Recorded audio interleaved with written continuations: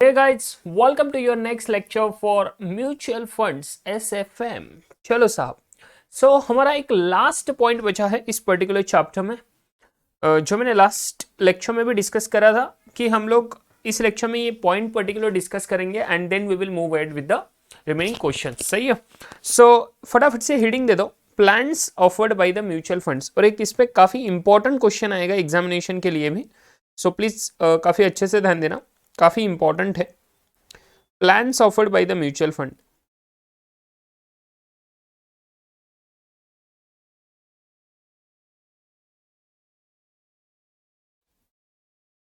Plans offered by the mutual fund. देखो काफी अलग अलग टाइप्स के प्लान्स होते हैं। उसका रिलेवेंस क्या है, कुछ एग्जांपल्स हम लोग लेंगे कि कौन से प्लान्स हो सकते हैं म्यूचुअल फंड जो ऑफर करता है साहब। फटाफट से मेरे साथ में एक बार लिख के ले लो। सबसे पहला is about the dividend pay out plan.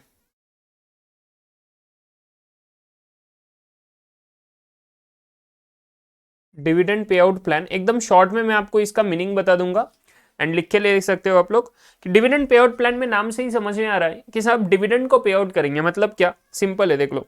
Mutual fund company है, जो हमने म्यूचुअल फंड लिया, इन लोगों ने इन्वेस्टमेंट्स करा हुआ है काफी सारे कंपनीज में। मान लो इन लोगों ने इन्वेस्टमेंट करा है रिलायंस में, इन लोगों का इन्वेस्टमेंट है रिलायंस में, RIL। उसके बाद में है मान लो साहब टाटा मोटर्स। उसके बाद में मान लो साहब TCS। उसके बाद में मान लो साहब HDFC बैंक। फॉर एग्जाम्पल बोल रहा हूँ, ये 4 शेयर्स में इन लोगों ने इन्वेस्टमेंट करा है। ऐसे काफी सारे होंगे, प्लस एक्सेट्रा बोल देते हैं, ठीक है, और अदर्स कुछ भी, ठीक है। अभी मैं बोलूँ साहब इन लोगों ने, ये म्यूचुअल फंड ने इसमें इन्वेस्ट करा हुआ है। नाउ ये कंपनीज कभी ना कभी तो डिविडेंड डिक्लेयर करेंगी। हम लोग जो इन्वेस्ट कर रहे हैं, we have invested over here, MF investor. ये म्यूचुअल फंड इन्वेस्टर ने इस म्यूचुअल फंड में पैसा इन्वेस्ट किया है। ये म्यूचुअल फंड ने उस पैसे का इन 4 कंपनीज में इन्वेस्टमेंट करा हुआ है। नाउ जब भी रिलायंस कुछ डिविडेंड देगी, चेक इट आउट, रिलायंस कुछ डिविडेंड देगी, उसके बाद में टाटा मोटर्स डिविडेंड देगा, उसके बाद में TCS डिविडेंड देगा, HDFC बैंक डिविडेंड देगा। ये चारों के चारों कंपनीज डिविडेंड देने वाली है म्यूचुअल फंड को, because mutual fund is the owner of that all the shares. सही है, हम लोग ओनर नहीं है, हम लोग ओनर है इस म्यूचुअल फंड के यूनिट्स के, and mutual fund is the owner of the equity shares invested in all this companies. समझ रहे हो क्या? Now what important thing is कि जब भी ये डिविडेंड इनको मिलेगा म्यूचुअल फंड के कंपनी को, वो म्यूचुअल फंड का कंपनी उन डिविडेंड को डिस्ट्रीब्यूट करता है म्यूचुअल फंड इन्वेस्टर को। उसको बोला जाता है डिविडेंड पे आउट प्लान। समझ रहे हो क्या? Whenever the dividend is declared, guys come on, dividend declared by all this companies to the mutual fund, dividend received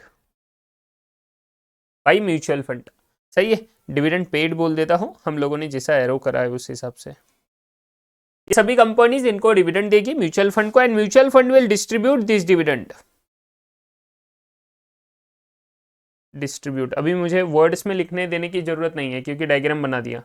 distribute dividend, तो अभी कैश में डिस्ट्रीब्यूट होगा, ऑब्वियस है, कैश में डिस्ट्रीब्यूट होगा। समझ रहे हो क्या? फिर उस कैश का ये म्यूचुअल फंड इन्वेस्टर क्या करे उसकी मर्जी, ठीक है। इसको बोला dividend pay out plan. Second plan होता है डिविडेंड री इन्वेस्टमेंट प्लान। जो लोगों ने ऑलरेडी इन्वेस्टमेंट करा हुआ है म्यूचुअल फंड में, they might be knowing this all this things. Dividend reinvestment plan, इसका मतलब क्या होता है समझ लो, नाम से ही समझ रहा, डिविडेंड मिलेगा साहब, बट वो पे आउट नहीं होगा म्यूचुअल फंड इन्वेस्टर को, उसको री इन्वेस्ट करेंगे। क्या बोले? री इन्वेस्ट करेंगे। फॉर एग्जाम्पल ध्यान दो, dividend received by mutual fund company, dividend received, हम म्यूचुअल फंड के इन्वेस्टर, ये म्यूचुअल फंड कंपनी क्या करेगा, मान लो हम लोगों ने इन्वेस्ट करे हुए हैं कुछ 100 यूनिट्स, यूनिट्स बोलना प्लीज इसको, एट ₹10 पर यूनिट। सो हमारा इन्वेस्टमेंट है कुछ 1000 रुपए का, ठीक है। अभी इन लोगों को जो डिविडेंड मिला ना, वो पर यूनिट के हिसाब से डिविडेंड अगर देखें, पर यूनिट के हिसाब से निकाल लो, total dividend divided by number of units करेंगे तो आपको पर यूनिट डिविडेंड मिल जाएगा। सो बोल दूं मैं आपको, total dividend amount divided by number of units. एकदम लॉजिकल है, कुछ ज्यादा दिमाग लगाने का बात नहीं है इसमें, ठीक है। Total dividend by number of units. तो ये पर यूनिट जो डिविडेंड मिला, ये पर यूनिट डिविडेंड वो इसमें इसको पे नहीं करेगा म्यूचुअल फंड इन्वेस्टर को, they will reinvest this.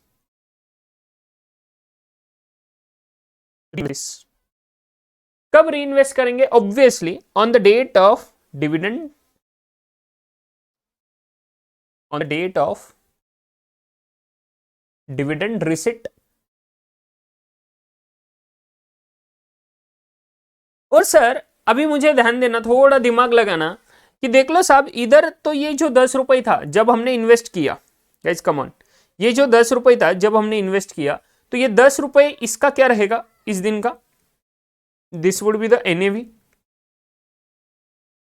NAV पर तो इन्वेस्ट करेंगे ना ऑब्वियसली। भैया मैं एंट्री लोड एग्जिट लोड पूरा इग्नोर कर रहा हूं, प्लीज ध्यान रखना, एंट्री लोड एग्जिट लोड पूरा इग्नोर कर रहा हूं। सो उसको इग्नोर करने के बाद में ध्यान में आ रहा है कि ये क्या है, इसका एनएवी है 10 रुपए का। अभी जब इस म्यूचुअल फंड को डिविडेंड मिला, तो फॉर एग्जांपल ले लो साहब, डेट है कुछ 15 जून,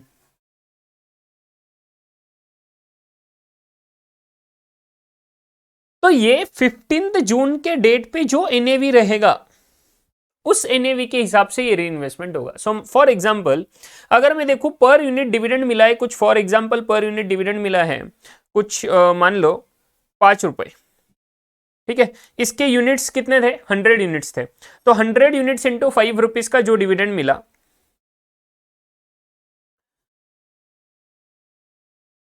per unit ₹5,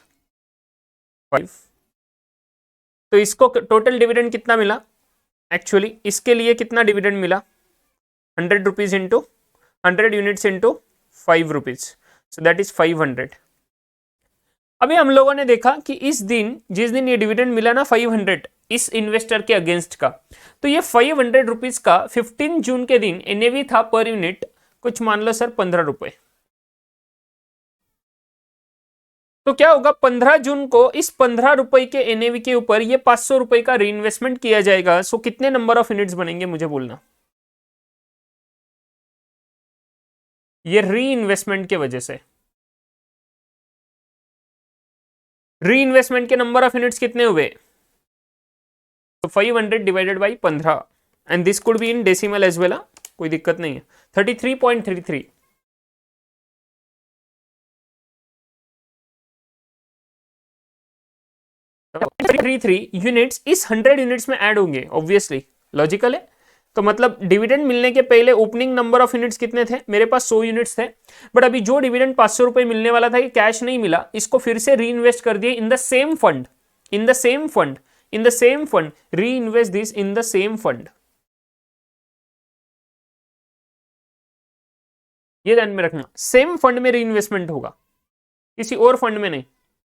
dividend reinvestment plan, समझ रहे हो क्या? एंड कौन से रेट पे होगा? जिस दिन डिविडेंड मिला उस दिन का एनएवी जो रहेगा 15 रुपए है, तो उस रेट पे होगा। तो 500 रुपए का टोटल डिविडेंड एलिजिबिलिटी निकालेंगे, this is dividend eligibility of the investor, dividend for the investor, investor के लिए कितना डिविडेंड था वो रिस्पेक्टिव। तो वो म्यूचुअल फंड इन्वेस्टर का जो 500 रुपए का डिविडेंड था वो 15 रुपए पे रीइन्वेस्ट करा, तो 33.33 यूनिट्स ऐड हुए। सो टोटल यूनिट्स कितने बने after dividend? Total number of units after dividend,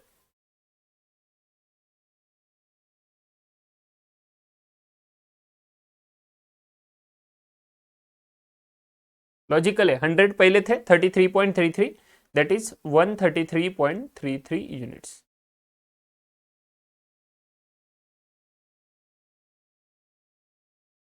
ठीक है गाइस, कम ऑन, समझ रहे हो क्या? सो एक एग्जांपल के थ्रू हम लोगों ने देख लिया। नाउ ये सब चीजें हम लोगों को यूज करनी पड़ेगी जब हम प्रैक्टिकल क्वेश्चन सॉल्व करेंगे। समझ रहे हो क्या? So dividend pay out plan, इसमें क्या हुआ, डिविडेंड को पे ऑफ कर दिया, फिर वो पैसे का इन्वेस्टर क्या करना चाहे वो उसकी मर्जी। डिविडेंड रीइन्वेस्टमेंट प्लान में सेम फंड में रीइन्वेस्ट करे at the date of NAV, जिस दिन डिविडेंड मिला उस दिन का सर रेट लेके वो लोग इन्वेस्ट करेंगे, ठीक है, एंड वो यूनिट्स फिर उसके इसमें फंड में ऐड हो जाएंगे। क्लियर विद दिस क्या? So dividend reinvestment plan. उसके बाद में ग्रोथ प्लान, थर्ड वाला। थोड़ा ये करता हूं, ये नहीं तो पीडीएफ में ना दिक्कत होगा, जूम आउट करके लिखता हूं proper. Growth plan, growth plan में क्या होता है देखो साहब, ग्रोथ प्लान में ना इन्वेस्टमेंट उस शेयर्स में होता है। अभी ये मैं पूरा ये नहीं कर सकता, लिख के देना पड़ेगा।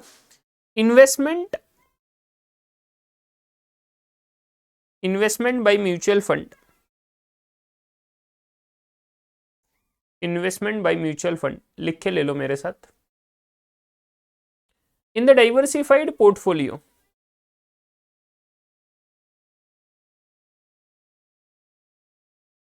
in the diversified portfolio of such shares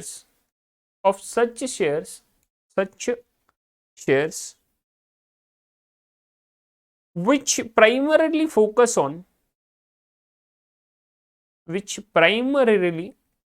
on capital appreciation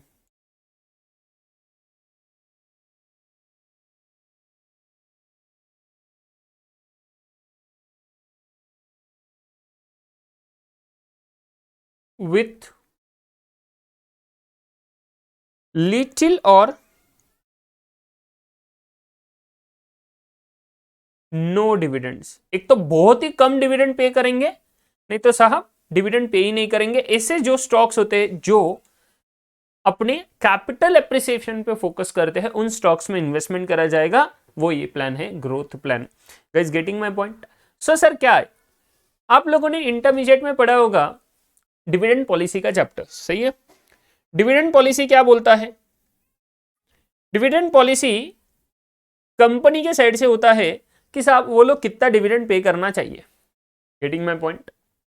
dividend pay करना चाहिए नहीं चाहिए, या कितना करना चाहिए, कैसे कितना ज्यादा करना चाहिए। सो हम लोग कंपेयर करते थे रिटर्न ऑन इन्वेस्टमेंट को कॉस्ट ऑफ कैपिटल के साथ। अगर return on investment cost of capital से ज्यादा है तो यूजुअली बोला जाता है कि भैया आप लोग कुछ भी डिविडेंड पे ना करो। अगर return on investment cost of capital से कम है तो बोला जाता है जितना ज्यादा हो डिविडेंड पे करते जाओ। एंड रिटर्न ऑन इन्वेस्टमेंट अगर कॉस्ट ऑफ कैपिटल के इक्विवेलेंट है तो बोले कुछ फर्क ही नहीं पड़ता, तुम लोग डिविडेंड पे कर सकते हो आपके मर्जी के हिसाब से, जितना खुश रखना इक्विलिब्रियम पॉइंट पे। समझ रहे हो क्या? तो इस हिसाब से हम लोग डिसाइड करते थे डिविडेंड पे करना चाहिए या नहीं करना चाहिए। इसका लॉजिक मैं अभी नहीं बताऊंगा, वो इंटरनल में आप लोग पढ़ चुके होंगे। सो रिटर्न ऑन इन्वेस्टमेंट जब कॉस्ट ऑफ कैपिटल से ज्यादा है तो यहां पे डिविडेंड पे नहीं करते हैं। जब return on investment cost of capital से कम है तो आइडियली 100% डिविडेंड पे करना चाहिए। ये आइडियल बोला जाता है, मैक्सिमम 100% ही कर सकते हैं, जितना ज्यादा करेंगे उतना बेटर है। सही है क्या? डिविडेंड पे आउट, बट पूरा की पूरा नहीं करेंगे क्योंकि साहब कंपनी को ग्रो भी कराना होता है। सही है, बट ये थियोरेटिकली 100% डिविडेंड पे आउट आएगा। And ROI is equal to KC is the normal dividend. Normal doesn't matter, मतलब फर्क ही नहीं पड़ता, डजंट मैटर, फर्क नहीं पड़ता, आपकी मर्जी। ठीक है, अभी ये जो dividend policy of a company है, इसमें से आप ध्यान दो ग्रोथ प्लान में कौन सा कंपनी में इन्वेस्टमेंट होगा। Growth plan will be for this particular companies. Growth plan में जो पोर्टफोलियो रहेगा ना म्यूचुअल फंड का, वो ऐसी कंपनीज को सिलेक्ट करेगा जिनका ROI is more than cost of capital, मतलब जो यूजुअली डिविडेंड पे नहीं करते, नहीं तो बहुत ही कम डिविडेंड पे करते। बिकॉज इसके वजह से क्या होगा, अभी वो लॉजिक का यूज करना कि अगर कंपनी डिविडेंड पे नहीं करेगा मतलब वो कंपनी री इन्वेस्ट करेगा उस पर्टिकुलर प्रॉफिट्स को इनटू द बिजनेस। अगर प्रॉफिट्स को री इन्वेस्ट करेगा भैया, एंड जिससे वो रिटर्न ऑन इन्वेस्टमेंट ज्यादा कमा पा रहा है as compare to the cost of capital, तो इन दैट सिनेरियो क्या होगा, उनका growth of the company will be higher. Growth higher होगा तो ऑब्वियस है साहब कैपिटल एप्रिसिएशन नेटवर्थ कंपनी का बढ़ेगा, एंड नेटवर्थ कंपनी का बढ़ेगा तो कंपनी का शेयर प्राइस बढ़ता जाएगा and which will lead to result in what capital appreciation. तो सर प्राइसिंग काफी बढ़ता जाएगा ग्रोथ वाले इसमें, समझ रहे हो। सो इसको बोला जाता है ग्रोथ प्लान। क्या बोला है? Growth plan. कि जहां पे कंपनी बहुत ही कम डिविडेंड पे कर रहा है, या सर कंपनी डिविडेंड पे नहीं कर रहा है क्योंकि उनको पता है अगर हम लोग ये पे करने के बजाय बिजनेस में इन्वेस्ट करें तो लॉन्ग टर्म में शेयर होल्डर को काफी फायदा होगा, क्योंकि increase in net worth due to higher ROI by KC, and higher ROI की वजह से नेटवर्थ काफी अच्छे से बढ़ेगा, ग्रोथ काफी ज्यादा होगी, एंड ग्रोथ ज्यादा होगी तो शेयर प्राइस काफी ज्यादा अच्छे से बढ़ेगा।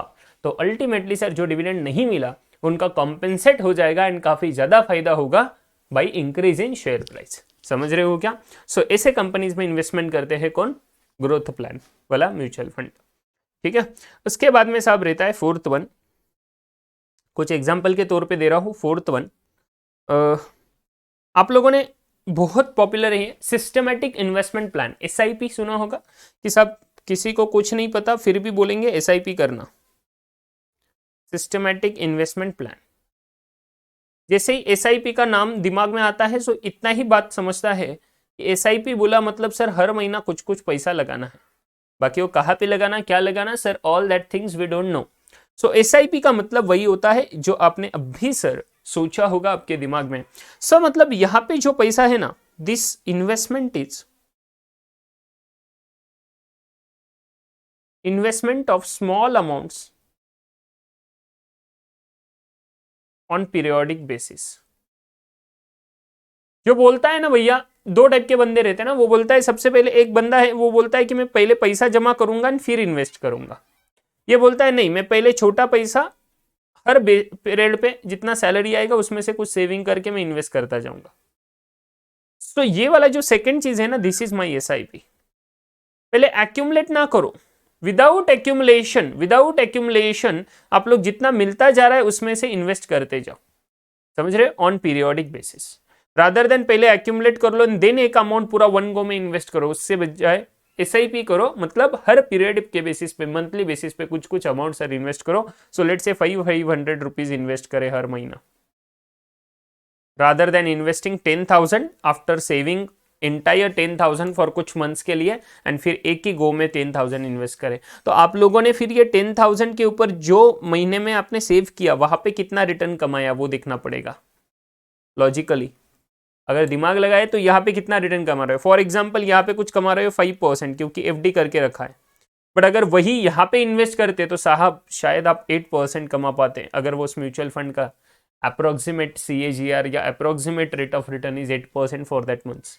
सो दिमाग लगाओ ना, थोड़ा 3% ज्यादा मिल रहा है एसआईपी, बट एसआईपी में आपको एक हैबिट भी लग जाता है, there are lot of other benefits, habit भी लग जाता है आपको कि आप हर महीना कुछ ना कुछ सेविंग्स करोगे। समझ रहे हो क्या? This is very important thing. So SIP is this one, systematic investment plan. अभी काफी बार क्या होता है ना, फिफ्थ वन, रिटायरमेंट प्लान्स होते हैं। देखो रिटायरमेंट प्लान्स, आप इंश्योरेंस कंपनीज में कभी स्कीम्स वगैरह देखे होंगे तो वो लोग बोलते हैं कि भैया आपका रिटायरमेंट प्लान करो 50 साल के बाद, 60 साल के बाद, कोई बोलता है 40 साल में रिटायर हो जाऊंगा, पहले बहुत पैसे कमा लूंगा, दैट्स इट। तो साहब रिटायरमेंट प्लान जब हम सोचते हैं तो दिमाग में क्या आता है?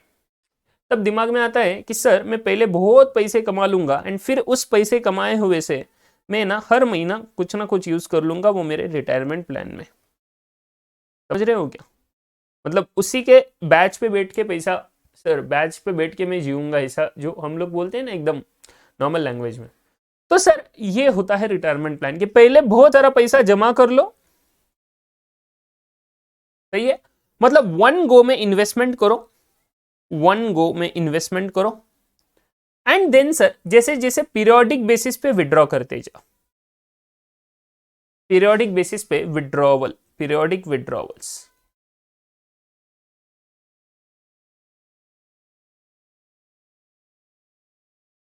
मतलब एक ही बार में सर मान लो 10 लाख रुपए लगा दिए आपने, इन्वेस्ट कर दिए, अभी इस 10 लाख का रिटर्न्स वगैरह सब कंसीडर करके बोल रहे, इंश्योरेंस कंपनी में कैसे बोलते हैं कि हर साल आपको, हर महीना आपको 50,000 रुपए मिलेगा, फॉर एग्जाम्पल बोल रहा हूं, या आपको अगले 20 साल के लिए हर महीना 10-10 हजार रुपए मिलेगा। So this is systematic withdrawal plan, क्या बोले इसको, systematic withdrawal plan. I hope you guys are clear. थोड़ा नीचे लेता हूं इसको, समझ रहा है क्या। तो इसमें क्या होगा, इन्वेस्टमेंट इन वन गो, लिख के ले लो, सिस्टमैटिक, एक सेकंड में टाइटल देने दो, systematic withdrawal plan.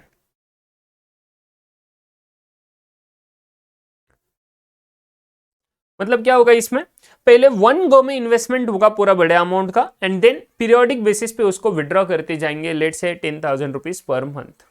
This is what your systematic withdrawal plan. Exactly उल्टा, एसआईपी में क्या होता था, थोड़ा थोड़ा अमाउंट इन्वेस्ट करेंगे एंड बाद में पूरा पैसा मिलेगा। यहाँ पे पहले पूरा इन्वेस्ट कर दो एंड फिर बाद में तुम रिटायरमेंट की तरह प्लान करो सर उसको, सिस्टमैटिक विड्रॉल प्लान। काफी इंपॉर्टेंट, SWP, इसको हम शॉर्ट में बोल सकते हैं SWP, जैसे सिस्टमैटिक इन्वेस्टमेंट प्लान SIP था, इसका SWP बोल सकते हैं। गेटिंग माय पॉइंट, समझ रहे हो, लॉजिकल है, दिमाग में घुस रहा है भैया, समझ रहा है क्या, ठीक है क्या। सो ऐसे ही रहता है सर, ये सब प्लान्स होते हैं। टैक्स सेविंग स्कीम्स इसमें आएंगे, टैक्स सेविंग प्लान्स आएंगे, देन सर हाइब्रिड आएगा, बैलेंस्ड एडवांटेज फंड आएगा, बैलेंस्ड एडवांटेज, उसके बाद में सर इंडेक्स फंड्स आएंगे, फंड ऑफ फंड्स आएगा। So there are lot of other things, but ये जो मुझे काफी इंपॉर्टेंट है, dividend pay out plan, dividend reinvestment plan, after that growth plan, then after that fourth one SIP and then SWP। ये 5 चीजें मुझे ज्यादा इंपॉर्टेंट लगी जो मैं डिटेल में डिस्कशन करूं। फिर इसके बाद में साहब आपके पास में टैक्स फंड्स आएंगे, टैक्स सेविंग स्कीम्स आएगा, जो ऐसे चीजों में इन्वेस्ट करेगा जहां पे टैक्स बेनिफिट ज्यादा मिलते हैं। So equity linked bond, equity link saving schemes, okay, समझ रहे हो क्या। सो देन बैलेंस एडवांटेज आएगा, वो बोलता है सिर्फ इक्विटी में इन्वेस्ट ना करो, इक्विटी के साथ में फिक्स्ड इनकम में भी इन्वेस्ट करो, बॉन्ड्स में भी इन्वेस्ट करो, सो दैट आपका रिटर्न जो है ना वो ज्यादा रिस्की नहीं होगा। सो रिस्क लेवल के हिसाब से रहेगा। अगर बहुत ही रिस्की म्यूचुअल फंड प्लान है तो इन दैट की सिनेरियो क्या होगा, वो होगा सिर्फ इक्विटी वाला, all equity, full equity, 100% equity shares में इन्वेस्ट करें। सो सर सिर्फ और सिर्फ फिक्स्ड इनकम प्लान हो जहां पे इक्विटी में इन्वेस्ट नहीं कर रहे, क्योंकि फिक्स रिटर्न चाहिए, म्यूचुअल फंड रिस्की ना हो। सो वो प्लान रिस्की नहीं होना, तो इन दैट सिनेरियो वो क्या करेंगे, सिर्फ फिक्स्ड इनकम इंस्ट्रूमेंट्स में इन्वेस्ट करेंगे। सही है, फिर भी डाइवर्सिफाइड रहेगा बट फिक्स्ड इनकम इंस्ट्रूमेंट्स रहेगा। Getting my point. फिर लॉजिक नहीं बनता यूजुअली इतना डाइवर्सिफिकेशन का, बट साहब फिक्स्ड इनकम इंस्ट्रूमेंट्स रहेंगे। सो सर उसके बाद में बैलेंस एडवांटेज बोला तो इक्विटी भी लो एंड ये भी लो, मतलब ज्यादा रिस्क भी नहीं लेना, ज्यादा कम भी रिस्क नहीं लेना, सर कुछ ना कुछ तो अच्छा रिटर्न मिलना चाहिए, तो दोनों को मिक्स कर दो, बैलेंस्ड एडवांटेज। अभी एक्चुअली फायदा क्या होता है बैलेंस्ड एडवांटेज में, वन मोर, कि वो लोग है ना एक पीरियोडिक बेसिस पे रिव्यू करते रहेंगे, उनको लगा इस स्टॉक को निकाल देना, इस स्टॉक को इंसर्ट करना, कर सकते हैं। बैलेंस्ड एडवांटेज फंड काफी इंपॉर्टेंट प्लान होता है, समझ रहे हो। टैक्स सेविंग्स का मैंने आपको बता दिया। Fund of funds we have already discussed, कि ऐसा म्यूचुअल फंड है जो अलग म्यूचुअल फंड्स के प्लान्स में इन्वेस्ट कर रहा है, अलग अलग प्लान्स में इन्वेस्ट कर रहा है। गेटिंग माय पॉइंट, ठीक है। सो ऐसे कुछ प्लान्स होते हैं। I hope you guys are absolutely clear. चलो फटाफट से ये डायग्राम्स के साथ में लिख के ले लो, मैं 2-2 सेकंड्स के लिए ना ये स्क्रीन विजिबल करूंगा, सो पॉज करके लेना है एंड प्लीज लिख के लेना है अच्छे से, ठीक है। आपको अगर इसको वर्ड्स में कन्वर्ट करना है सो यू कैन राइट, ये डायग्राम के बाद में आप इसमें भी लिख सकते हो, आपके हिसाब से लिख लो, बस समझने के लिए इंपॉर्टेंस है, इसके ऊपर कोई आपको थ्योरेटिकल क्वेश्चन नहीं बनेगा, so don't worry about it. ये समझना इसलिए जरूरी है क्योंकि इसके ऊपर आपको है ना प्रैक्टिकल क्वेश्चन आने वाला है, काफी इंपॉर्टेंट। सही है, चलो फटाफट से लिख के लो। सबसे पहला dividend pay out plan, pause करना वीडियो को, 2-2 सेकंड्स के लिए दिखाऊंगा बस।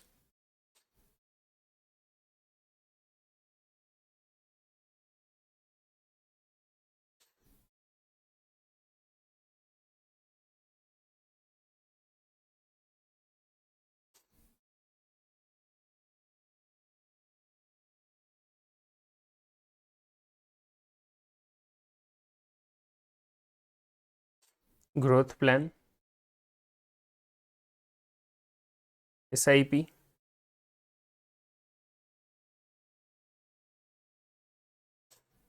after that SWP, systematic withdrawal plan. I hope you guys are clear with this. समझ लिए क्या एकदम अच्छे से। चलो एक एग्जाम्पल लिखे लो, ये बड़ा एग्जाम्पल रहेगा लिखने के लिए थोड़ा, बट लिख के ले लेना प्लीज, सो दैट हम लोग है ना एक होमवर्क भी मैं आपको दे पाऊंगा, सेम टाइप का क्वेश्चन रहेगा एक जो इलस्ट्रेशंस में है हमारे। सो ये एग्जाम्पल लिखे लो सो दैट वो वाला चीज़ मैं फटाफट से होमवर्क दे के हम लोग कवर कर लेंगे। ठीक है। सो इसका तो एग्जाम्पल लिख के ले लो, ये पहले जो बोलने जा रहा हूँ मैं ऐसे करूँगा, ज़्यादा टाइम नहीं लूँगा। So what I will do, मैं पॉज करके वीडियो को लिख के ले लूँगा एग्जाम्पल, सो दैट आप लोग फिर बाद में पॉज करके लिख के लेना, मैं आपको दिखा दूंगा। यस साहब, तो देख लो, चलो फटाफट से ये एग्जाम्पल लिखो, एकदम अच्छा बड़ा है थोड़ा एग्जाम्पल, तो प्लीज प्रॉपर लिखना। ओके चलो, मैं डिक्टेट भी कर रहा हूँ, सो अगर किसी को थोड़ा स्पीड ये लगा तो प्लीज पॉज करके लिख के ले लेना, तब तक मैं डिक्टेट कर रहा हूँ, उस स्पीड में ट्राई करो लिखने का, ठीक है। देखो, सो एसके म्यूचुअल फंड मैं एक्सप्लेन भी करूंगा तुरंत डिक्टेट करते करते, सो दैट आपको समझ में आ जाएगा। एसके म्यूचुअल फंड अप्रूव्ड, ये अप्रूव्ड म्यूचुअल फंड है, ये ध्यान रखना, सेबी का अप्रूवल होना जरूरी होता है, बेसिक चीज हमने पहले लेक्चर में डिस्कस किया था। Okay, so SK mutual fund is an approved mutual fund, okay bracket में अप्रूव्ड दिया, sponsored open ended equity oriented scheme. So open ended हम लोगों को पता है, open ended equity oriented scheme, ये ध्यान में रखना, equity oriented is very important here, equity oriented scheme है, ध्यान में आ रहा। चाणक्य अपॉर्चुनिटी फंड, क्या नाम दिया है, बढ़िया, वाओ, चाणक्य अपॉर्चुनिटी फंड, ये म्यूचुअल फंड के प्लान का नाम है, स्कीम जो है सॉरी स्कीम जो है उस स्कीम का नाम है, उस स्कीम में 3 अलग अलग प्लान है, ये फंड के ना 3 अलग अलग प्लान है, चाणक्य अपॉर्चुनिटी फंड के 3 अलग अलग प्लान है। एक प्लान ए है जो है dividend reinvestment plan, plan B है जो है बोनस प्लान, ये बोनस प्लान हम लोगों ने ऊपर लिया नहीं था, bonus plan is nothing but what, bonus shares, bonus units वहां पे दिए जाते हैं, समझ रहे हो क्या। सो जैसे ही बोनस डिक्लेयर होगा वो बोनस सर यूनिट्स इनको दिए जाएंगे, समझ रहे हो क्या। सो वो यूनिट्स भी आपका बढ़ जाएगा उस वजह से, बोनस यूनिट्स है मतलब सर जैसे बोनस शेयर्स मिलते हैं एग्जैक्टली फ्री ऑफ कॉस्ट वैसे ही मिलेगा। देन उसके बाद में प्लान सी है जो ग्रोथ प्लान है, जो ऑलरेडी हम लोग डिस्कस कर लिया, ग्रोथ प्लान में नो डिविडेंड नथिंग बोनस, समझ रहे हो। सो आपका जितना पहले इन्वेस्टमेंट है उतना ही रहेगा, सिर्फ कैपिटल अप्रिसिएशन आएगा। डिविडेंड रीइन्वेस्टमेंट प्लान में जितना भी डिविडेंड मिलेगा उसको रीइन्वेस्ट करेंगे and sir at the date of NAV of dividend receipt, and उसकी वजह से नंबर ऑफ यूनिट्स बढ़ जाएंगे आप लोगों के, एंड फिर आपका वैल्यू बढ़ेगा इन्वेस्टमेंट का। बोनस प्लान में जो भी बोनस शेयर्स है वो bonus shares as well as आपका डिविडेंड दोनों आपको मिलने वाला है, सो उसकी चिंता आप लोगों ने करनी है क्या, नहीं, सॉरी बोनस प्लान है सो सिर्फ बोनस शेयर्स मिलेंगे, डिविडेंड नहीं मिलेगा। सो बोनस प्लान है तो बोनस शेयर्स आपको मिलने वाले हैं, तो बोनस शेयर्स माने बोनस यूनिट्स आपको मिलेंगे, सो उसका आप लोगों ने एडिशन करना है उस हिसाब से। एंड देन ग्रोथ प्लान आता है, सो ग्रोथ प्लान क्या बोलेगा आपको, growth plan would be your, जहां पे कोई सर बोनस नहीं, कोई डिविडेंड नहीं, in that scenario only capital appreciation का वैल्यू, ठीक है। सो डिविडेंड इन्वेस्टमेंट प्लान में डिविडेंड लेना है, बोनस प्लान में बोनस शेयर्स लेने, बोनस यूनिट्स लेने, एंड ग्रोथ प्लान में सिर्फ और सिर्फ कैपिटल एप्रिसिएशन लेना है, दैट्स इट, दिमाग में क्लियर है। At the time of initial public offer, जब सर ये म्यूचुअल फंड का पहला दिन था, इनिशियल पब्लिक ऑफर था ऑन 1 अप्रैल 1995, ये पुराना क्वेश्चन है, सो इसीलिए सर ये डेट आप लोग कंसिडर करना, चिंता ना करो, आपको एग्जामिनेशन में जो मैं होमवर्क दूंगा इलिस्ट्रेशन में वो डेट्स आपके नए वाले हैं, सो फील आ जाएगा आपको, ठीक है। At the time of initial public offer on 1 April 1995, mister Anand, mister Bachchan and Mrs Charu, sorry Mr. Anand, Mr. Bachchan and Mrs. Charu, 3 investors invested rupees 1 lakh each, तीनों ने 1-1 लाख रुपए इन्वेस्ट करा है, and chose B, C and A plan respectively. So मतलब mister आनंद ने invest करा है plan B में, मिस्टर बच्चन ने इन्वेस्ट करा है प्लान सी में, एंड मिसेस चारू ने इन्वेस्ट करा है प्लान ए में। Are you getting my point? Mister Anand has invested in plan B, so that is bonus plan. Mr. Bachchan has invested in plan C, that is growth plan, and sahab Mrs. Charu has invested in plan A, समझ रहे हो, that is dividend reinvestment plan. The history of the fund is as follows, history दिया है उस fund का जिसमें dates है, dividend percentage दिया है, बोनस दिया है कितना मिला है, एनएवी पर यूनिट रेशियो दिया है कि हर एक उस पर्टिकुलर दिन पे कितना एनएवी था उस पर्टिकुलर प्लान का, ठीक है। Net asset value per unit है obviously, NAV per unit, net asset value per unit, जिसका फेस वैल्यू है, हर एक यूनिट का फेस वैल्यू है 10 रुपए का, ठीक है, 10 रुपए का फेस वैल्यू है। So plan A, B and C, ठीक है। 28 जुलाई इन्वेस्टमेंट कब था साहब, 1 अप्रैल 1995 को इन्वेस्टमेंट था। 28 जुलाई को तीनों प्लान्स में, अभी ध्यान रखना हमारे लिए रिलेवेंट है सिर्फ plan A, so that's why dividend कितना मिला 20%, प्लान बी में बोनस रिलेवेंट है तो बोनस सिर्फ 3 जगह पे आता है, 1, 2 एंड 3। इस 3 दिन पे बोनस मिला हुआ है, 31 मार्च 2000, 31 मार्च 2004 एंड 24 ऑफ मार्च 2005। तो प्लान बी जो बोनस प्लान था, गाइस कम ऑन, ये नाम ध्यान में रखो। Plan A is the dividend reinvestment, plan B is the bonus plan, plan C is the growth plan, question के हिसाब से। तो plan A is the dividend reinvestment, तो उसके लिए ये कॉलम रिलेवेंट है, डिविडेंड परसेंटेज वाला। प्लान बी के लिए बोनस वाला कॉलम रिलेवेंट है। प्लान सी के लिए सर कुछ भी रिलेवेंट नहीं है, क्योंकि वो है सिर्फ ग्रोथ प्लान। तो ग्रोथ प्लान में उसका एनएवी ही कैपिटल एप्रिसिएशन देगा। सो थोड़ा अगर दिमाग लगाओगे एंड हम लोगों ने जो पढ़ा ये प्लान्स के बारे में, तो वो सोचोगे तो आपको समझ में आ जाएगा एनएवी में इतना डिफरेंस क्यों आ रहा है। सेम फंड है बट एनएवी में डिफरेंस है बिकॉज ऑफ प्लान्स ऑफर्ड। तो जब हम लोग थोड़ा दिमाग लगाए और सोचे तो देखना सा, ये जो प्लान ए है दिस इज डिविडेंड री इन्वेस्टमेंट, मतलब डिविडेंड री इन्वेस्ट करेंगे तो क्या होगा, नंबर ऑफ यूनिट्स आपके बढ़ने वाले हैं।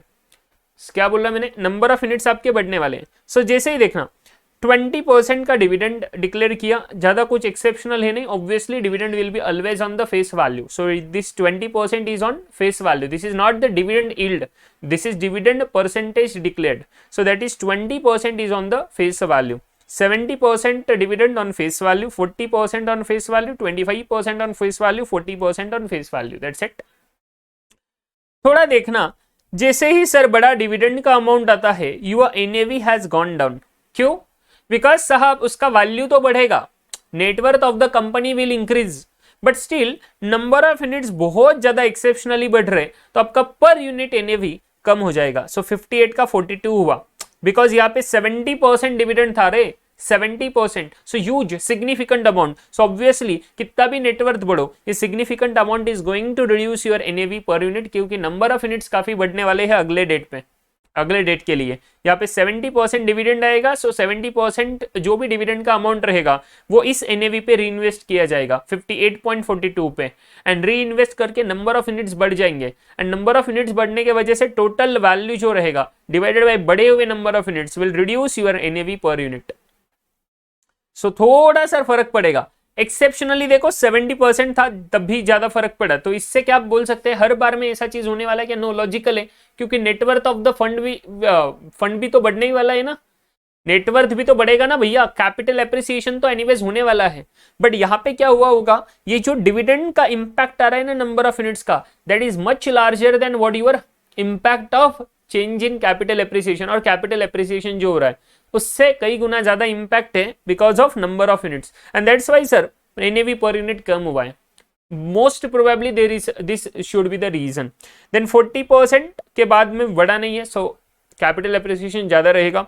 25% के बाद में कुछ कम हुआ है, 40% के बाद में फिर से बढ़ा हुआ है। So doesn't matter 100% valid reason है क्या? नो, हम तो बस दिमाग लगा रहे हैं क्या हो सकता है, क्या प्रोबेबिलिटीज हो सकती है, क्या ये पूछा है हम लोगों को क्वेश्चन में? बिल्कुल भी नहीं साहब। Clear with this? सो बस ध्यान में लेना था, लॉजिक समझना था, दिमाग में सर प्रोबेबिलिटीज देखनी थी।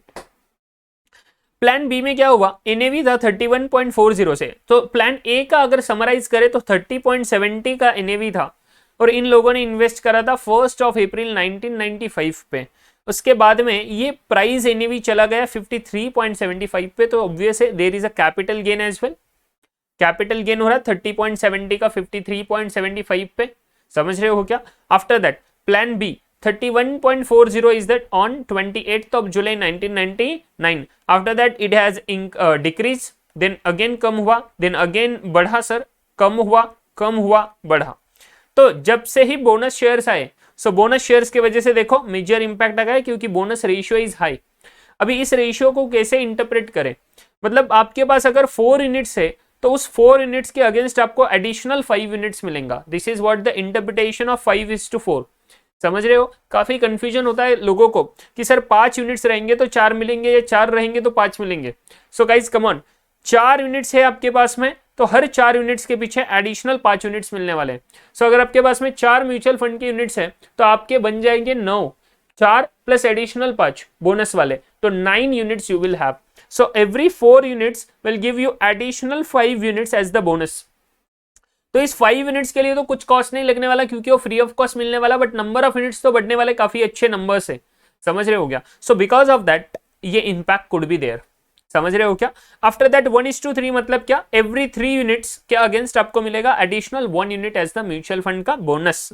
देन एवरी 4 यूनिट के अगेंस्ट आपको एडिशनल 1 यूनिट मिलेगा। This is relevant for plan B bonus plan and plan C is completely growth plan. So इसका रिलेवेंस सिर्फ देखो 33.42 से 82.07, no declaration of dividend, no bonus, so that will result into higher capital appreciation. तो इनका NAV देखो 33.42 से directly 82 हो गया, जबकि इसका था 22.98, जबकि इसका था 53.75। सर इसका इतना कम क्यों है बोनस का? भैया because of this bonus issue आपका नंबर ऑफ यूनिट्स भी तो कितना बढ़ गया, देखना, थोड़ा दिमाग लगाना।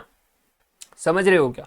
नंबर ऑफ यूनिट्स भी बहुत ज्यादा बढ़ जाएगा and because of that reason क्या होगा, आपका ओवरऑल में गेन कितना आएगा वो हम लोगों को कैलकुलेट करना पड़ेगा। That will not be the huge difference. समझ रहे हो? डिविडेंड के वजह से भी क्या हुआ, री इन्वेस्टमेंट किया तो नंबर ऑफ यूनिट्स काफी बढ़ गए, बट बोनस के जितने शायद ना बढ़े हो and that is the reason कि इसका एनएवी काफी ज्यादा है, डबल के आसपास है साहब, डबल के भी ऊपर है काफी ज्यादा, 60-70%, 120-130% उसका हाइक है।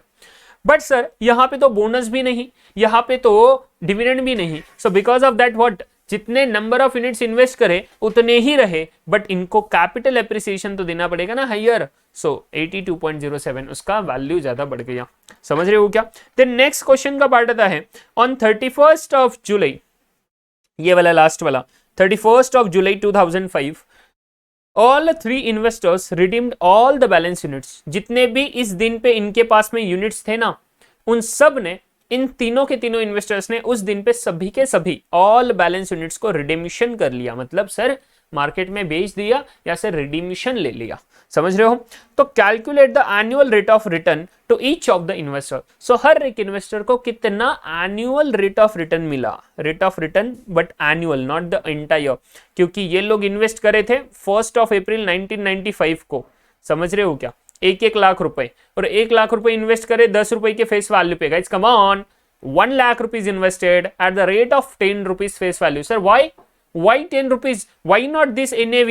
Why not this NAV? अरे guys come on, this NAV is on 1999 28th of July and इन लोगों ने क्लियरली बोला है कि at the time of initial public offer on 1st of April 1995, so initial public offer है, कुछ specific बोला नहीं प्रीमियम पे इशू है या क्या है। so we are assuming face value पे इशू है 10 रुपए। Getting my point? 1995 के 1 अप्रैल को 10 रुपए का फेस वैल्यू पे इशू हुआ था। सो 1 लाख रुपीज इन्वेस्ट किए तो 1 lakh divided by 10, so 10,000 units रहेंगे इनके पास में।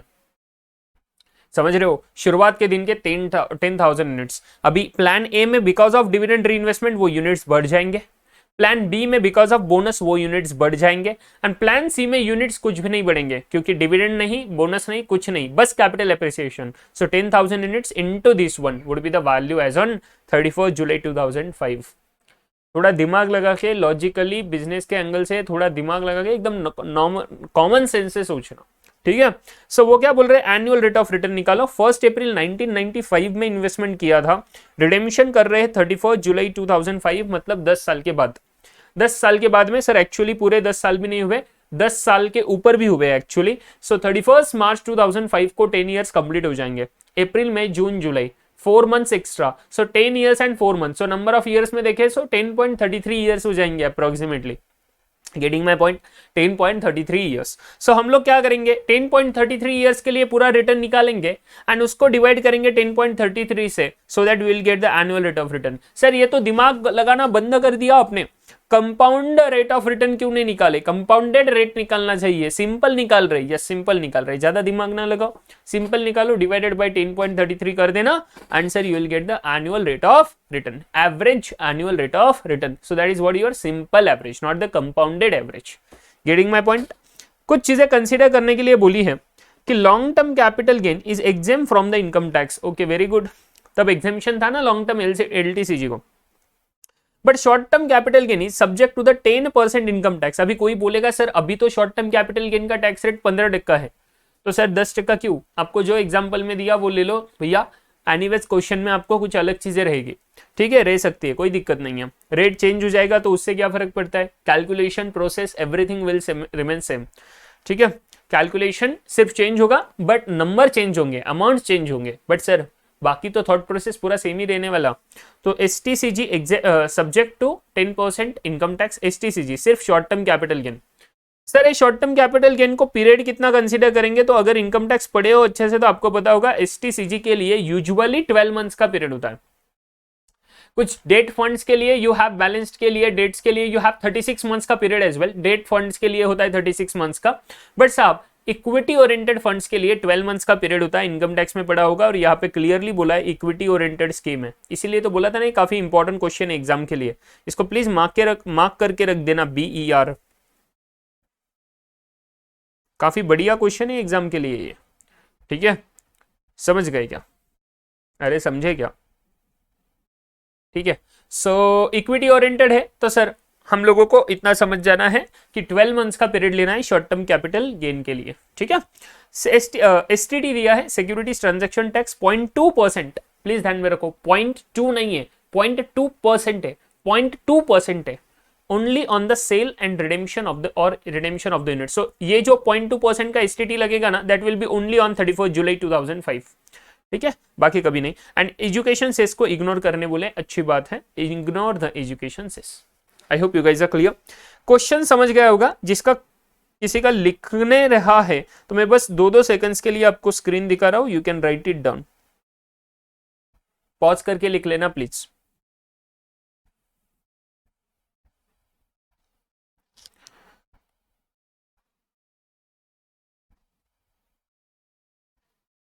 फिर ये सॉल्व करना है हमें एकदम अच्छे से। चलो साहब अभी फटाफट से मेरे पास ध्यान दोगे, लिखोगे नहीं कुछ चीजें।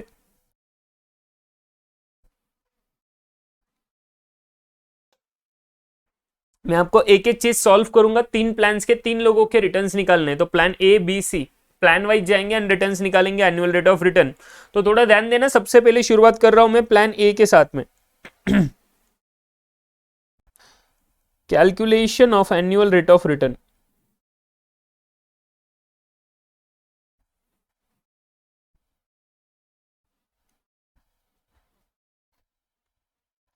प्लान वाइज जाएंगे एंड फिर बाद में नाम लिख देंगे उनके कंक्लूजन के इसमें। तो प्लान वाइज कैलकुलेशन कर लेंगे। प्लान ए, बिकॉज वो इन्वेस्टर्स ने सीक्वेंस थोड़ा चेंज किया हुआ है ना। प्लान ए में इन्वेस्ट करा है मिसेस चारू ने, समझ रहे हो क्या।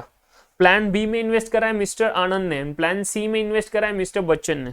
सो plan A is the dividend reinvestment plan.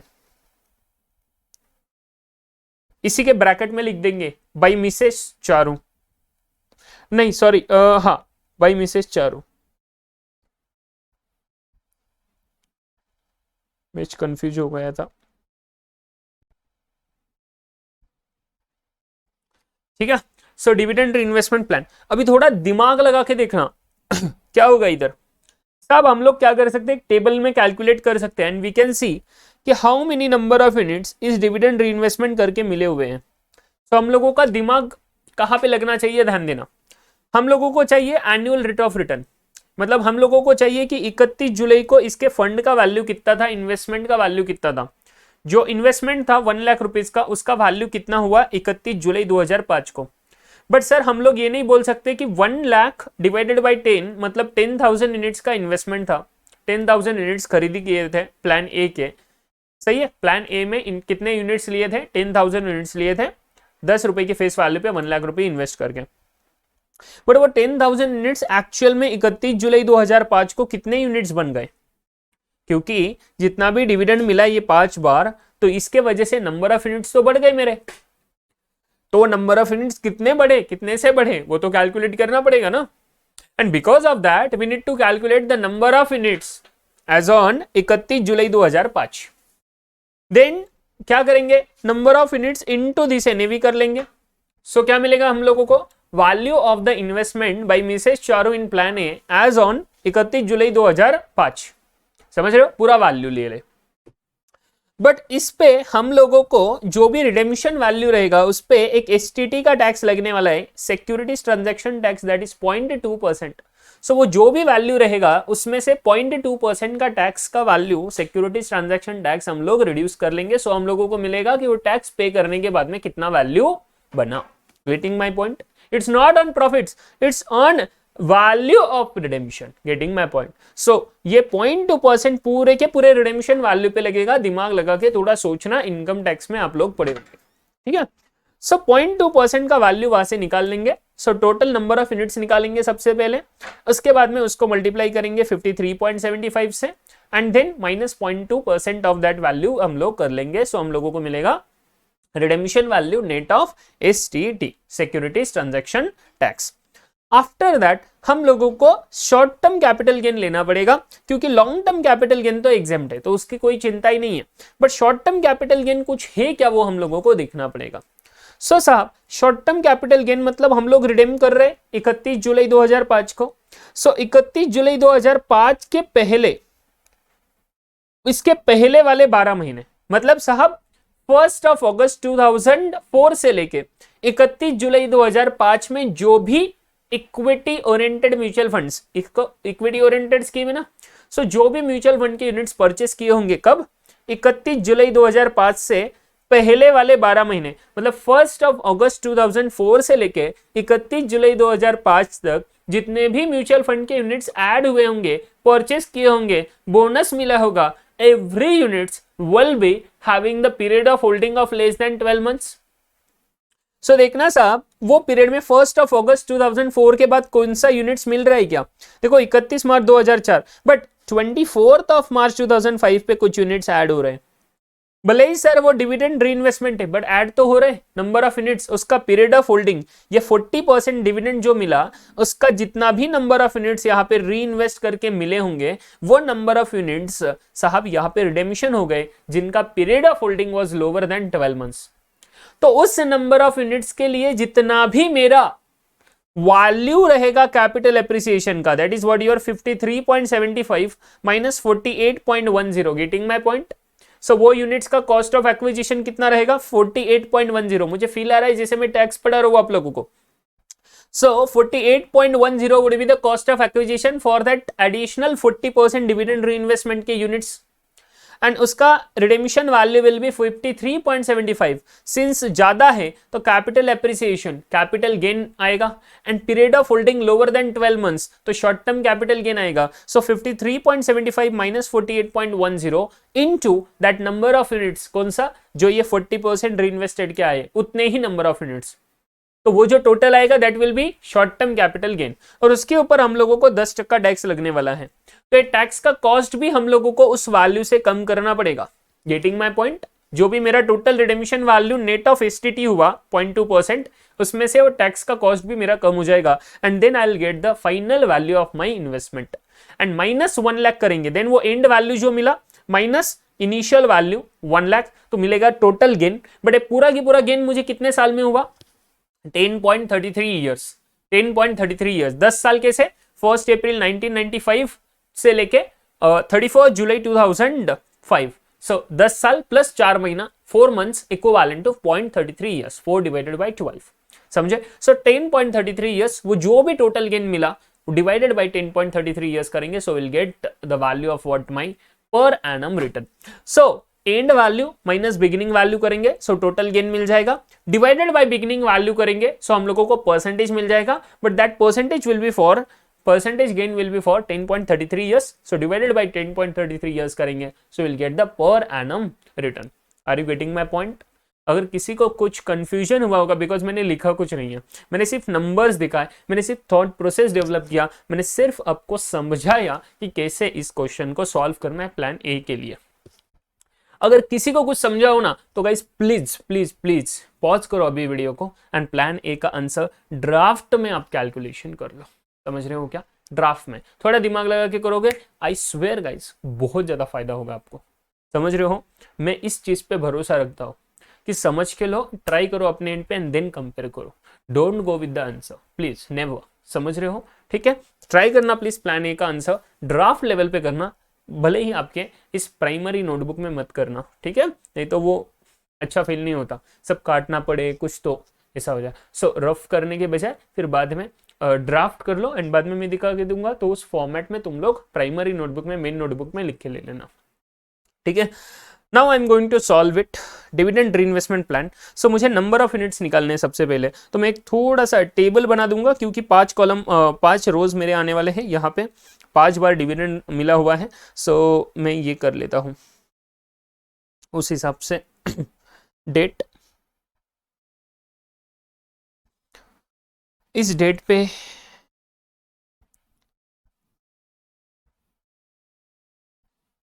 ठीक है, इस डेट पे सर एनएवी कितना था मेरा, ठीक है, इस डेट पे मेरा एनएवी कितना था,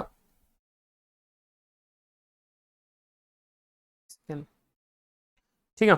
उसके बाद में डिविडेंड का अमाउंट कितना आया, वो अमाउंट हम लोगों को कैलकुलेट करना पड़ेगा। फिर उस डेट का एनएवी, वो डिविडेंड का अमाउंट डिवाइडेड बाय एनएवी करेंगे, सो हम लोगों को मिल जाएगा कितना यूनिट्स ऐड हुआ, यूनिट्स रीइन्वेस्टेड, नंबर ऑफ यूनिट्स रीइन्वेस्टेड।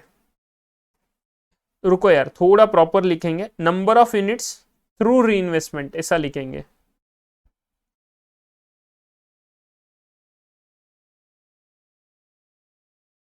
तो थोड़ा लॉजिकल रहेगा वो वर्डिंग भी, प्रॉपर वर्डिंग रहेगा, ठीक है। Number of units through reinvestment कितने मिल रहे हैं वो लिखें, वो निकालेंगे कैसे, dividend amount divided by NAV उस दिन का। Getting my point. And after that सब total units as on date, total number of units, इसी को क्यूमुलेटिव नंबर ऑफ यूनिट्स भी बोल सकते हैं, total number of units as on date. So date ले लो, चलो फटाफट, जो ऊपर का था हमारा नंबर्स उसी को कॉपी कर दो। बट सबसे पहले हम लोगों को परचेस वाला डेट लेना पड़ेगा, 1 अप्रैल 95। इस दिन एनएवी था मेरा 10 रुपए, क्योंकि इनिशियल पब्लिक ऑफर था। डिविडेंड कुछ नहीं आएगा। नंबर ऑफ यूनिट्स कितने थे, 1 lakh divided by 10, that is 10,000 units. Total number of units उस दिन पे 10,000 ही आने वाले हैं। उसके बाद में हम लोगों को 28 जुलाई, ये 3, 6, 7 दिन है, 7 दिन है। सो इसमें से हम लोग है ना 5 ही दिन लिए तो ज्यादा बेटर होगा मुझे लग रहा है, जिस दिन हमारा डिविडेंड था। Getting my point. सो 28 जुलाई ले लेंगे शुरुआत। आफ्टर दैट मैं लिख रहा हूं अभी, मैं बार बार ऊपर नहीं जाऊंगा। सो आप लोगों के पास में क्वेश्चन है तो you can just check it out. 31 October 03, 15 March 04, and after that 24 March 05। Getting my point. Logical है, समझ रहा है एकदम अच्छे से, समझना चाहिए साहब, ये तो डिस्कशन कर चुके हैं, बस दिमाग लगाना है। एनएवी इस दिन का कितना कितना है, ऊपर दिया हुआ है क्वेश्चन में, अभी तक कुछ कैलकुलेशन हो ही नहीं रहा। 58.42, after that 42.18, after that 44.45 and 48.10. now the calculation will be of the dividend amount। तो साहब 10,000 यूनिट से मेरे पास में इन लोगों ने कितना डिविडेंड दिया रे, देखो 28 जुलाई को 20% डिविडेंड दिया।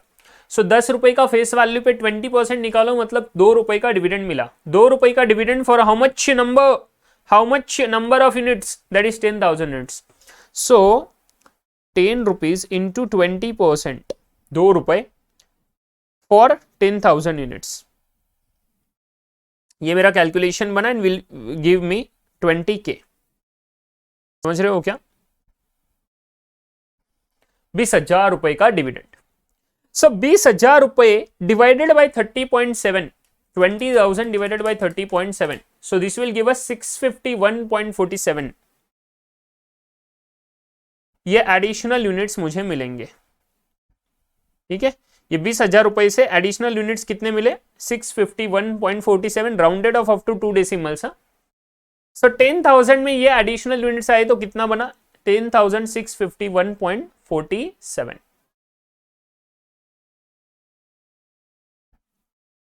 उसके बाद में 31 मार्च 2000 पे कितना डिविडेंड डिक्लेयर हुआ है, देखो 70% का। Again 70% of ₹10, that is 7 rupees.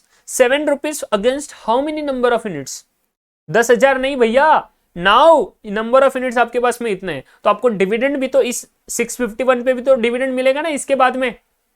हाँ, तो नाउ क्यूमुलेटिव से लेंगे, समझ रहे हो क्या?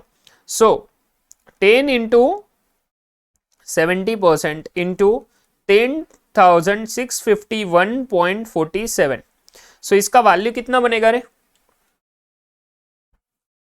7 rupees into 10,651.47, 74,560.29, 74,560.29 divided by 58.42,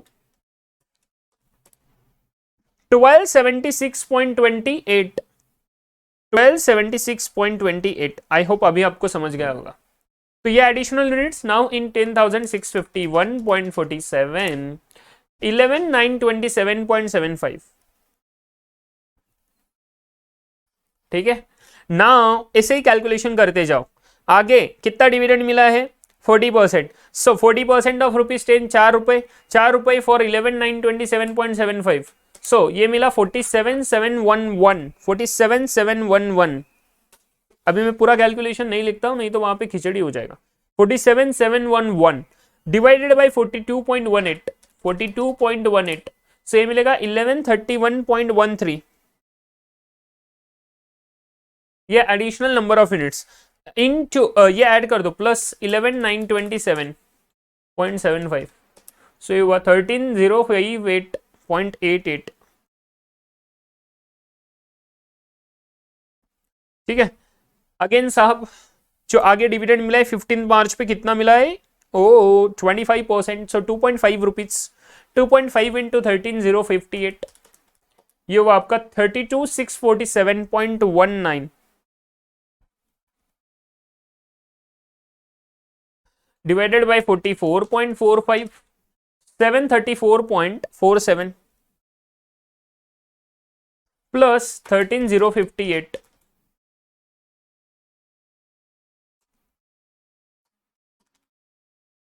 0.88, 13,793.35 and last dividend 40% वाला 24th ऑफ मार्च का 4 रुपए इंटू दिस, तो ये वैल्यू आएगा 55,173.40 divided by 48.10, 1147.06 plus 13,793.35, 14,940.41। So these are my total number of units as on 24th of March 2005। इसके बाद में कुछ डिविडेंड रीइन्वेस्टमेंट नहीं, कुछ नहीं। So these will be the my total number of units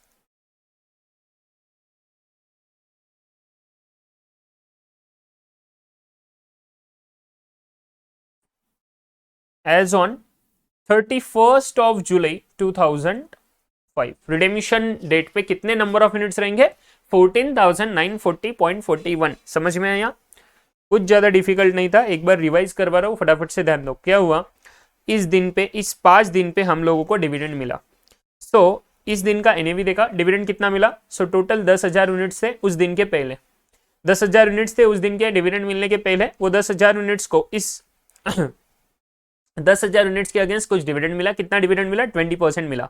20% will be always against the face value. So 20%, क्योंकि dividend declaration rates are always on the face value, not on the NAV.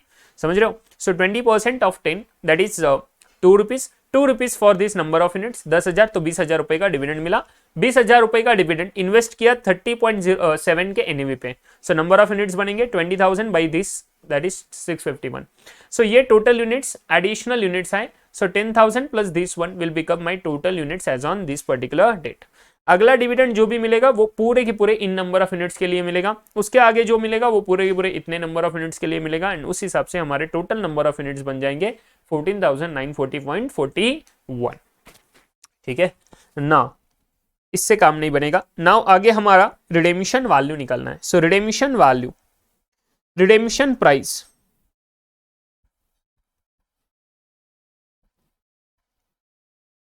that is NAV at 31st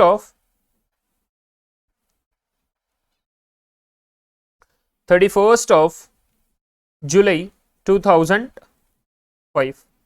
सो ये NAV तो हमारे पास में last वाला जो available है वही तो लेना पड़ेगा 31st of July 2005। सो ये एनएवी तो हमारे पास में है ना अवेलेबल, क्वेश्चन में दिया हुआ है ना। सो 53.75 इज माय एनएवी, 53.75। अभी आपके पास में दो ऑप्शन है गाइस, कम ऑन। ये इसको है ना थोड़ा टेबल में, टेबल फॉर्म में दिखाएंगे तो और ज्यादा बेटर लगेगा।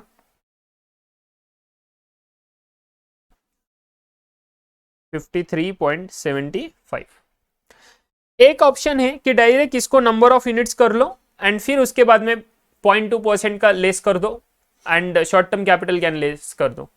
Otherwise what you can do, ये टोटल रिडेमिशन पे ही लगने वाला है 0.2%, तो क्यों ना यहीं पे हम लोग इसी का 0.2% ले लें, फिर वो नेट वैल्यू जो आएगा उससे इन नंबर ऑफ यूनिट्स को मल्टीप्लाई करें, rather than total calculation value पे करने के बजाय पर यूनिट प्राइस पे कर लेंगे तो भी वही चीज बनने वाला है। सो हम लोग क्या करें, redemption price minus STT of STT at 0.2%। So 0.2% of 53.75। So 53.75 का 0.2% कितना होने वाला है, 0.1075। इसमें कुछ है ना गड़बड़ मत करना कैलकुलेशन करते समय, पूरे डेसिमल्स लेना क्योंकि ये बहुत छोटा नंबर है। 53.75, 53.64। नाउ यहां पे चलेगा 53.64 क्योंकि हम लोग टोटल कैलकुलेशन तो अप टू 2 डेसिमल्स कर रहे हैं, नीचे नोट दे देंगे। सो रिडेमिशन प्राइस, नेट रिडेमिशन प्राइस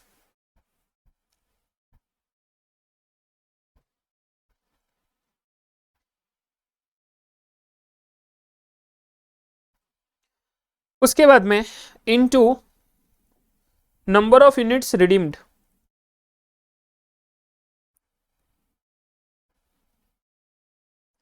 ऊपर निकाले हम लोग 14,940.41। सो टोटल रिडेमिशन वैल्यू कितना बना,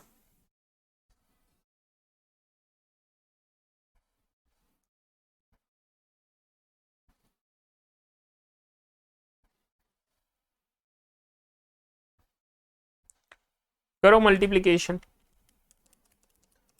41 इंटू 53.64, 8,01,403.59। तो इसको है ना हम लोग ये कर देते हैं, या अभी टोटल नंबर है ना इसको पूरा राउंड ऑफ कर देंगे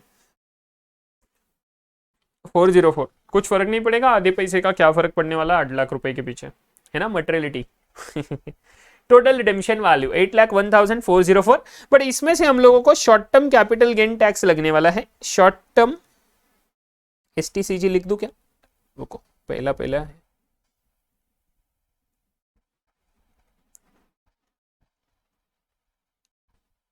एट 10%, तो इसका 10% दैट इज 80,140.4। ठीक है, सो 80,144, सॉरी ये पूरा नहीं लगेगा, इससे short term capital gain tax है, आई एम सॉरी। सो हम लोगों को short term capital gain tax इसके ऊपर लेना पड़ेगा, कितने यूनिट्स, ये 24 मार्च को जो नंबर ऑफ यूनिट्स थे, क्योंकि इसी का पीरियड ऑफ होल्डिंग जो है ये 1147 का, इसका period of holding is lower than 12 months. तो इस यूनिट्स पे हम लोगों को कितना गेन हुआ, 48.10 पे ये यूनिट्स परचेस किए थे, सही है। बट साहब हम लोगों ने इसको सेल किया है 53.75 पे, तो short term capital gain tax कितना होता है निकालो, 1147.06 यूनिट्स, 11, थोड़ा अभी स्पेस का मैनेजमेंट करना पड़ेगा, 1147.06 यूनिट्स इनटू प्रॉफिट निकालो कितना होता है, short term profit per unit 53.75 minus 48.10 per unit into इतने यूनिट्स के लिए 48.10, समझ रहे हो। सो ये टोटल हुआ 1147.06 यूनिट्स, उसके लिए पर यूनिट इतना, और इसके ऊपर 10% लगने वाला है। तो ये नंबर बनता है मेरा 648 रुपीज़। आपको मैं डायरेक्ट नंबर दे रहा हूँ 648 रुपीज़। कैलकुलेशन करेंगे तो यही बनने वाला है आप लोगों का, ठीक है। सो 648 रुपीज़ का ये मेरा short term capital gain tax आया। सो टोटल मेरा एंडिंग वैल्यू बनता है 8,0756 रुपीज़। इसको प्लीज नीचे, इसी के नीचे यहाँ पे देना, मेरे यहाँ पे जगह नहीं है, सो यहीं पे लिखना कैलकुलेशन के नीचे STCG के एंडिंग वैल्यू, ठीक है। सो ये जो एंडिंग वैल्यू बना और जो मेरा बिगिनिंग वैल्यू था 1,00,000 रुपए, इन दोनों का difference will be my total gain. Now पूरा की पूरा gain after taxes and all ये मेरा बनेगा। सो मेरा टोटल रिटर्न नहीं तो डायरेक्ट ले लेते हैं annual rate of return.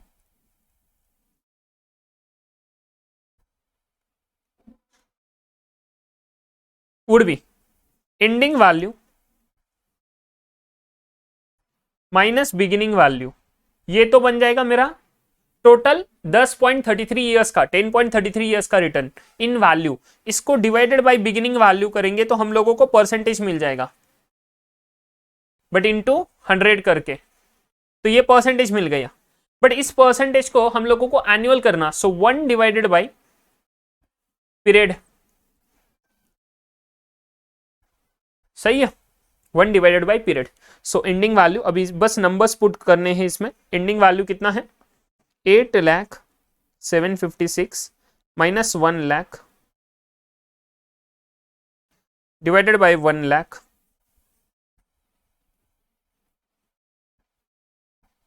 Into 100 into 1 divided by 10.33 years. ये कैसे निकाले 10.33, 2 बार बता चुका हूं, ठीक है, छोटे बच्चे थोड़ी रहे अभी आप। सो इसका रेट बन जाएगा मेरा 67.84%। देखो कितना होता है 8,0756 माइनस 1,00,000 डिवाइडेड बाई 1,00,000 इंटू 100, से ये बन जाएगा 700.76% divided by 10.33%, 67.84% per annum. Sir mutual fund सही है, कैसे प्रूव हो रहा है देखो इतना value, oh my God, per annum on an average मुझे 67.84% का रिटर्न मिला है।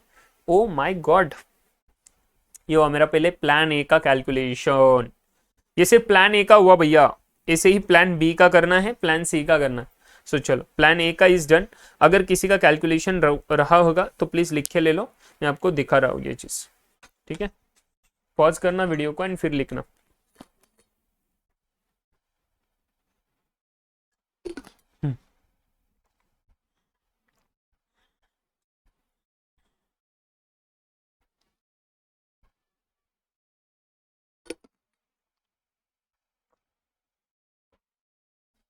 Very easy.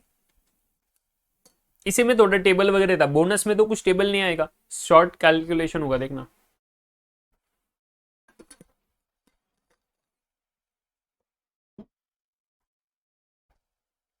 अभी चलो फटाफट बोनस वाला कैलकुलेशन कर लेते हैं, plan B. It will be so easy now. Plan B में किसने इन्वेस्ट करा है रे? Mister Anand, right?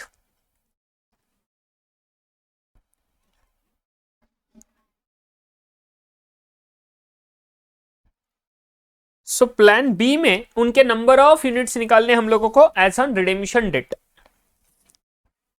So number of units, इसको टेबल करने की जरूरत नहीं है, प्लीज ध्यान रखो, छोटे कैलकुलेशन में हो जाएगा। As on 31 July 2005 initial units कितने थे? 10,000 यूनिट्स, ठीक है। ये थोड़ा कैलकुलेशन ध्यान देके करना। पहली बार बोनस मिला, कितना मिला? 10,000 यूनिट्स के हर 4 शेयर्स के, हर 4 यूनिट्स के पीछे 5 यूनिट्स एक्स्ट्रा मिले। So every 4 units will give you additional 5 units, additional 5 units, please understand. So 10,000 units divided by 4 करेंगे, so 2,500 times you are going to get this particular bonus. But हर एक time के पीछे आपको 5 बार मिलने वाला है। सो इंटू 5 करेंगे, you will gate number of units 12,500 units. So 10,000 units के अगेंस्ट मुझे कितने मिलेंगे? 12,500 एक्स्ट्रा बोनस यूनिट्स। सो मेरा टोटल यूनिट्स कितना बन जाएगा? 10,000 प्लस 12,500 दैट इज 22,500। इसी को मैं कैलकुलेशन करूं, सो 10,000 यूनिट्स, हर 4 यूनिट्स के पीछे मुझे 5 यूनिट्स एक्स्ट्रा मिलेंगे। सो टोटल यूनिट्स कितने हो जाएंगे मेरे? Total units will B 9। So into 9 by 9/4। Sir यहाँ पे 5/4 क्यों नहीं किया? अगर किसी को बेसिक क्वेश्चन है, बिकॉज मुझे टोटल यूनिट चाहिए ना, क्यूमुलेटिव चाहिए। मैं सिर्फ एडिशनल यूनिट्स नहीं निकल रहा है। एडिशनल निकलना रहा तो मैं 10,000 डिवाइडेड बाय 4 इंटू 5 करूंगा। सो ये मिल जाएगा 12,500 प्लस इनिशियल 10,000 कहाँ पे गए? सो ये सब मिला के 22,500। अभी ये कैलकुलेशन करो, दिस विल बी 22,500, क्योंकि मैं ओपनिंग भी लिया और एडिशनल भी लिया। 4 + 5 9, समझ रहे हो क्या? तो इसलिए क्यूमुलेटिव निकालने के लिए ऊपर न्यूमरेटर में मैंने ना 9 लिया rather than 5। Getting my point? अभी ध्यान देना, ये जो 22,500 बने, इसके अगेंस्ट मुझे एडिशनल बोनस मिलेगा नेक्स्ट डेट पे। सो नेक्स्ट जब भी मेरा बोनस आएगा, वो बोनस कितना होने वाला है? किधर गया क्वेश्चन, किधर गया? 1:3, मतलब एवरी 3 यूनिट्स के अगेंस्ट मुझे मिलेगा एडिशनल 1। सो डिवाइडेड बाई 22,500 था। गाइस प्लीज कम ऑन, अभी 10,000 के बेस पे नहीं आएगा बोनस, क्योंकि बोनस के लिए बोनस डेट जब दे रहा है उसके पहले कितने यूनिट्स है? 22,500। सो 22,500 divided by 3, 22,500 divided by 3, 7,500 units extra मिलेंगे। तो एक्स्ट्रा 7,500 प्लस 22,500, सो 30,000 यूनिट्स बनेंगे। सो इसके लिए अगेन मैंने सेम टेक्निक यूज किया, डिवाइडेड बाय कितना है? 3, ऊपर टोटल कितने बन जाएंगे? 3 + 1 एक्स्ट्रा दैट इज 4। सेम चीज मैंने किया, इंटू करके लास्ट 1 बोनस का ratio that is 1:4, that is divided by 4 and numerator में 5, 4 + 1 5। सो 5/4 ये मिल जाएंगे मुझे टोटल नंबर ऑफ यूनिट्स, और ये आपका वैल्यू बन जाएगा 30,000 था, 30,000 divided by 4 plus into 5, so that is 37,500 units. 3 bar bonus मिला, 3 बार रेशियो ऐड कर दिया उसको, 37,500 यूनिट्स। इसका रिडेमिशन प्राइस नेट ऑफ एसटीटी निकालो।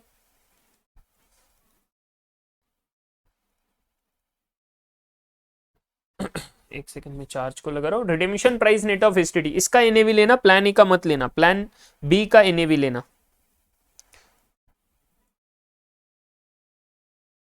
रिडेमिशन प्राइस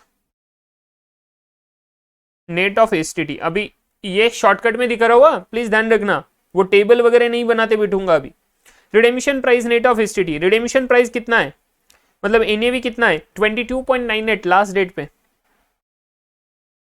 22.98। इसके ऊपर 0.02% लगने वाला है। सो इंटू 1 माइनस 0.0002 कर सकता हूं, तो मतलब 0.98% नहीं कर सकता क्या मैं? इंटू 0.98% नहीं कर सकता क्या मैं? सॉरी 99.8% नहीं कर सकता क्या मैं? 99.8% समझ रहे हो? तो ये मुझे मिल जाएगा 22.93।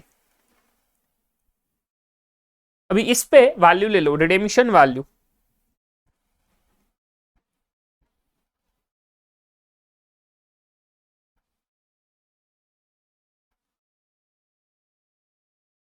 किसे? 37,500 into 22.93, so this will be your 859,875।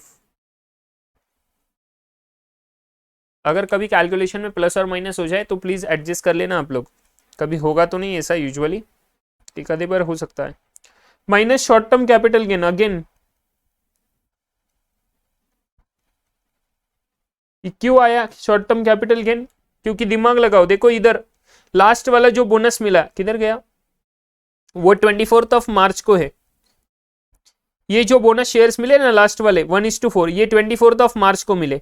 तो ये जो बोनस शेयर्स मिले होंगे ना लास्ट वाले 30,000 थे उसके पहले, और 37,500 हो गए, मतलब लास्ट वाले जो 7,500 एडिशनल यूनिट्स मिले ना ये 5:4 करने के बाद, तो ये वाले का तो period of holding will be lower than 12 months ना, सो दैट्स वाई उसके लिए शॉर्ट टर्म कैपिटल गेन लगेगा। सो 7,500 units,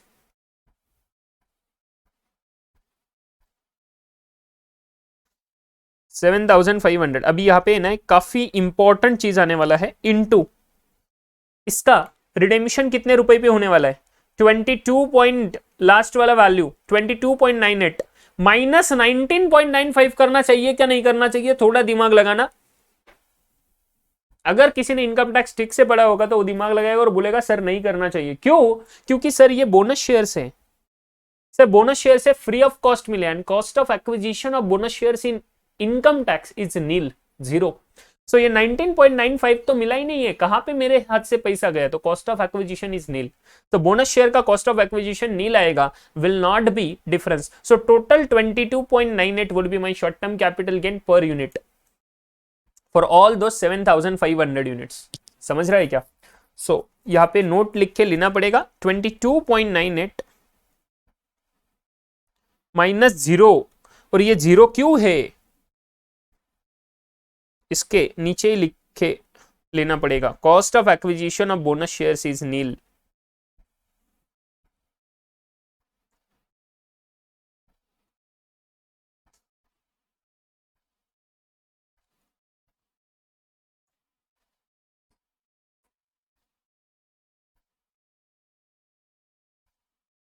as per income tax, in income tax.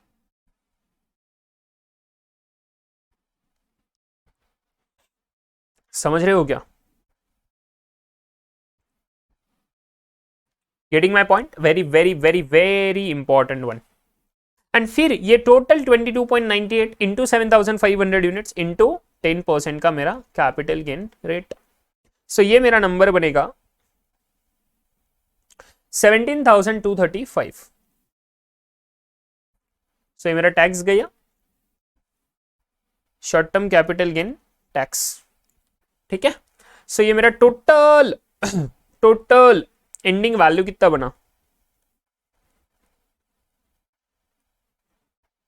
Ending value बना मेरा 8,42,640, ठीक है। अभी इसका annual rate of return exactly ऊपर जैसे किया था वैसे ही, अभी यहाँ पे फॉर्मूला नहीं लिखूंगा, डायरेक्ट नंबर्स लिखूंगा, 842,640 माइनस तीनों लोगों का इन्वेस्टमेंट का वैल्यू सेम था 1,00,000 रुपए, डिवाइडेड बाई 1,00,000, तीनों का होल्डिंग पीरियड भी सेम है, एक ही दिन इन्वेस्ट किया एक ही दिन रिडीम किए, सो इंटू 100 परसेंटेज करने के लिए 1/10.33 ईयर्स। सो ये आपको परसेंटेज मिल जाता है 71.89% per annum.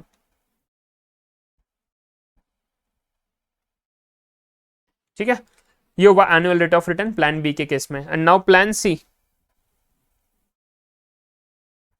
This is so easy now because plan C में तो नई बोनस का एडजस्टमेंट है, ना ही मेरा डिविडेंड री इन्वेस्टमेंट का है, तो ये तो काफी इजी है साहब। ग्रोथ प्लान, इसमें तो बस 10,000 यूनिट्स इंटू एनएवी करना after STT and after STCG. STCG भी नहीं आएगा इधर तो, क्योंकि लॉन्ग टर्म कैपिटल गेन है पूरा, कोई बोनस नहीं कुछ नहीं। ग्रोथ प्लान, इसमें मिस्टर बच्चन ने इन्वेस्ट करा हुआ है ना, मिस्टर बच्चन जी बोलो सब